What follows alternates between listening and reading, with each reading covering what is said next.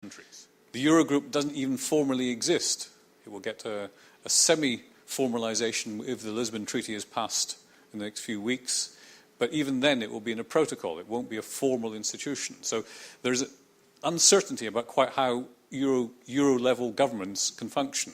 Now, I know that Daniela earlier said that there's no question of a gouvernement économique at European level, but still it's something that's on the agenda. It still underpins the ambiguities that we find in Euro area governance. A quick word about the entry process. Now here, I think that in spite of what everybody says, there's actually scope for reinterpreting the price stability test. And that scope is straightforward.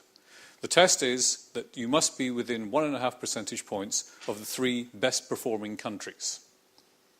Best performing has so far been interpreted as being closest to zero inflation. But the European Central Bank's reference value for the best inflation rate is close to 2%. So if you reinterpret best performance as being close to 2% rather than zero, you have an opportunity then to allow countries like Lithuania in. It might make it easier simply to use this reinterpretation. After all, it has happened before. The Germans were allowed in even though their debt was over 60%. Of course, it's inconceivable to have monetary union without Germany, but it did happen.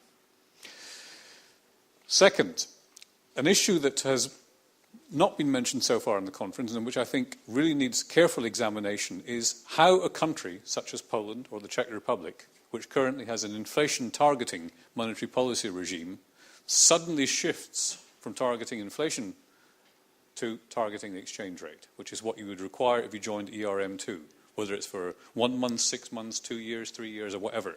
It's a massive transformation. And bear this in mind. Prior to monetary union, inflation targeting did not exist within what is now the euro area. It's only subsequent, well, unless you count countries like Sweden, which were potential candidates. So I think that we need to think rather carefully about how this transformation takes place. Then, you all know that a new deal was settled in June this year on financial market regulation and supervision with the European Systemic Risk Council, or Risk Board, and the European System of Financial Supervisors. But to me, that's a very uneasy compromise because it raises a number of questions. What role for the European Central Bank in regulation and supervision? Uncertain. But more importantly, at what point do we actually need to think in terms of an explicit European-level micro-supervisor and not just the macro-prudential supervision that's being assigned to this new risk board? There are big questions there which touch on member state sensitivities about when you can and cannot deal with these sorts of questions. So let me suggest 4 aspects of a return to normality. You see my metaphor of turning the tap off. The first is, at what point can we envisage going back to what we're used to? Business as usual in the macro policy and rules. I don't know if anyone knows the acronyms NICE and VILE. We had a nice decade in the 1990s and up to maybe even up to 2007.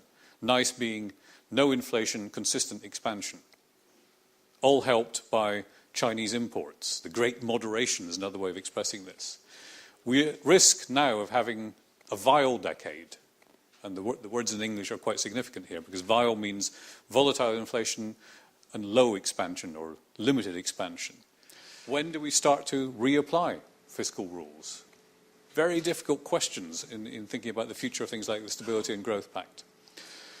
Second, I think the EU does need a new approach, which might be across the board.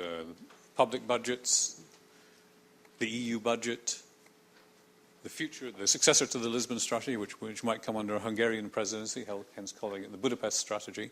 These are all things which need to come into our way of thinking about this. Third, coordination problems. The euro area has coordination mechanisms. It has soft coordination, semi-hard coordination of the Stability and Growth Pact, slightly informal coordination through the Eurogroup. It's all a bit messy. And I think we need to think rather carefully about the coherence of things like the Stability and Growth Pact.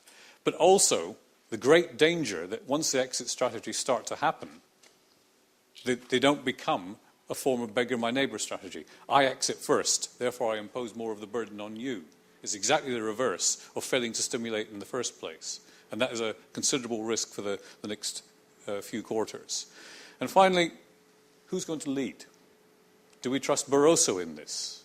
Do we look to a new European Council President, once again, if the Lisbon Treaty is passed, as the way in which we're going to get progress? These are hard political economy questions which we rarely confront in this kind of discussion. So I'll conclude with as I sometimes do, with a little cartoon for you, thinking that we really do have a difficult balancing act to follow over the next few quarters, even few years. Thank you.